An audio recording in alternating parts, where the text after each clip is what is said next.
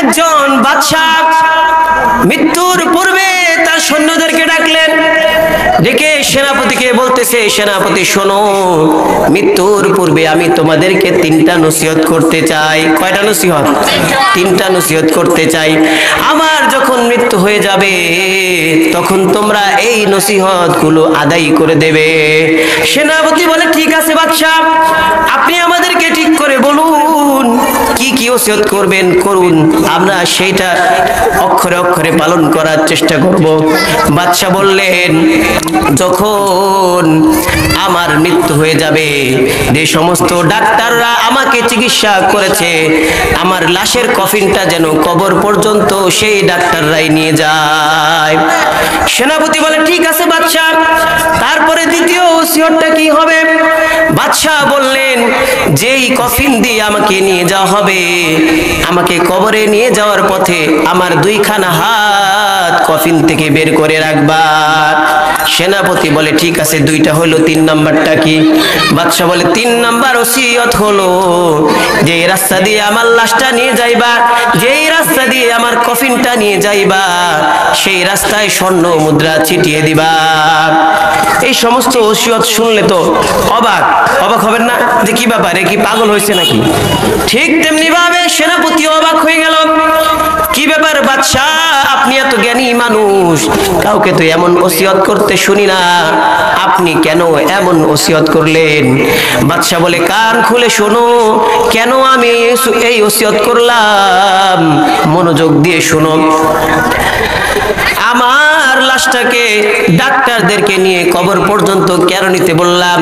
কারণ মানুষ দেখুক আমি এত বড় বাদশা, আমি এত বড় বাদশা, এত ক্ষমতার অধিকারী, আমার এত টাকা পয়সা, কিন্তু কোনো ডাক্তার আমাকে জীবিত রাখতে পারলো না।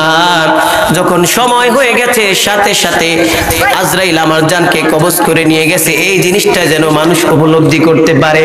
আল্লাহ তাআলা কোরআনের মধ্যে বলেন, ওয়ালাকাদ আলিমনাল মুস্তাকদিমিনা মিনকুম ওয়ালাকাদ আলিমনাল মুস্তাখিরিন। আল্লাহ তাআলা বলেন, যখন তোমার সময় হয়ে যাবে, এক সেকেন্ড আগেও হবে না, এক সেকেন্ড পরেও মৃত্যু হবে না, ঠিক কিনা? যখন সময় হয়ে যাবে, এক সেকেন্ড আগেও হবে না, পরেও হবে না। এবার সেনাপতি বলে, বাদশা, দুই নাম্বার যে ওসিয়ত করলেন, কফিন থেকে হাতটা বের করে রাখবো, কেন এমন ওসিয়ত করলেন? বাদশা বলে, শোনো, দুনিয়ার মানুষ যেন দেখে আমি এত অর্থ সম্পত্তির মালিক ছিলাম, আমি এত বড় বাদশা ছিলাম, আমি যখন কবরে যাইতেছি তখন আমার দুইটা হাত খালি, আমার দুইটা হাতে কিছুই নাই, আমার দুইটা হাত খালি। এবার সেনাপতি বলে, বুঝলাম বাদশা, তিন নাম্বার ওসিয়তটা কেন করলেন?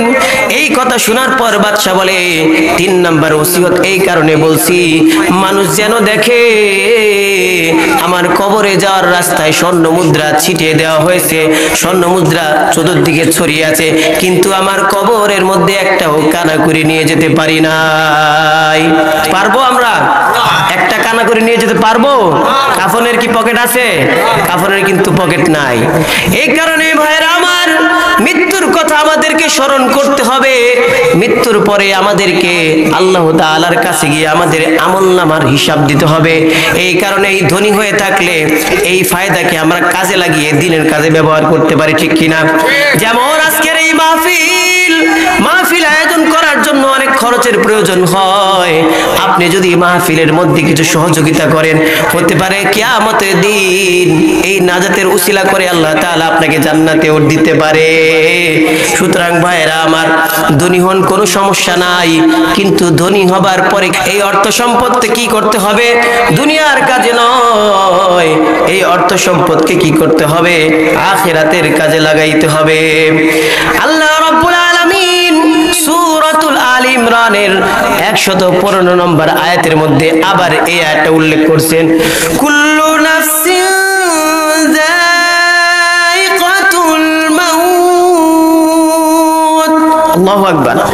আল্লাহ তাআলা এই আয়াতের মধ্যে আবার আরেকটু বাড়াইতেছেন সূরাতুল আলে ইমরানের মধ্যে, ওয়া ইন্নামা তুওয়াফাউনা উজুরাকুম ইয়াউমাল কিয়ামাহ ফামান যুহজিয়া আনিন নারি ওয়া উদখিলাল জান্নাতা ফাকাদ ফাজ ওয়া মাল হায়াতুদ দুনিয়া ইল্লা মাতাউল গুরুর।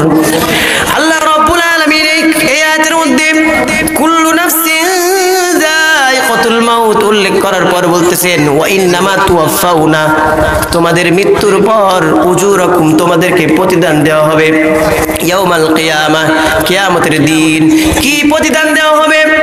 ওয়া ইন্নামা তুওয়াফাউনা উজুরাকুম ইয়াউমাল কিয়ামাহ ফামান যুহজিয়া আনিন নারি ওয়া উদখিলাল জান্নাতা ফাকাদ ফাজ, যাকে কিনা জাহান্নাম থেকে দূরে সরিয়ে উদখিলাল জান্নাতা ফাকাদ ফাজ, জান্নাতের মধ্যে ঢুকানো হবে, সেই হবে সফল কাম।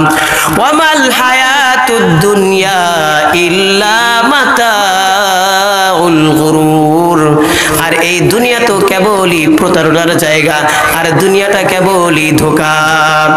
এই জন্য ভাইরা আমার, আল্লাহ তাআলা মৃত্যুর কথা বান্দাকে স্মরণ করিয়ে দিচ্ছেন। আমি যে আয়াতগুলো বললাম, প্রথমে আপনাদেরকে বললাম মৃত্যুর কথা আল্লাহ তাআলা স্মরণ করিয়ে দিচ্ছেন, অতঃপর তারপরে আয়াত আল্লাহ তাআলা আরেকটু বৃদ্ধি করেছেন যে মৃত্যু এমনি এমনি দিবেন না, দুনিয়াতে পাঠানোর পরে আল্লাহ তাআলা পরীক্ষা করে তারপরে মৃত্যু দিবেন। হ্যাঁ, তারপরে আয়াতে আবার আল্লাহ তাআলা বলতেছেন পরীক্ষা করবেন, ফল নাই এমনটা না, পরীক্ষার মধ্যে যদি ভালো রেজাল্ট করেন তাহলে আপনি পাবেন জান্নাত, আপনি পাবেন জান্নাত। আর পরীক্ষার মধ্যে যদি খারাপ রেজাল্ট করেন তাহলে আপনার ঠিকানা হবে জাহান্নাম, আর জান্নাতি যেই হবে সেই হবে সফল কাম। সেই জন্য আমাদের কি করতে হবে? যেই পথে চললে জান্নাত পাওয়া যাবে সেই পথে আমাদেরকে চলতে হবে। এই জন্য ভাইরা, আমরা এই যে মাহফিল হইতেছে, আমরা যতটুকু পারি সাহায্য সহযোগিতা করি, এই দ্বীনের কাজে আমরা কি করব? সহযোগিতা করব। মৃত্যুর সময় আপনার কাফন ছাড়া আপনাদের সাথে কিছুই যাবে না। কাফন আমার আপন, কবর আমার ঘাটি, ওই কবরে যেতে হবে, থাকবে না কেউ সাথী, ঠিক কি না? কাফন আমার আপন, কবর আমার ঘাটি, ওই কবরে যেতে হবে, থাকবে না কেউ সাথী। থাকতে হবে নিরালায়, একা একা বাসতলায়, থাকতে হবে নিরালায়, একা একা বাসতলায়, চতুর্দিকে রবে শুধু মাটি, চতুর্দিকে রবে শুধু মাটি। 3.5 হাত মাটির ঘর, কারো আপন কারো পর, কারো হবে ফুলেরই বাগান।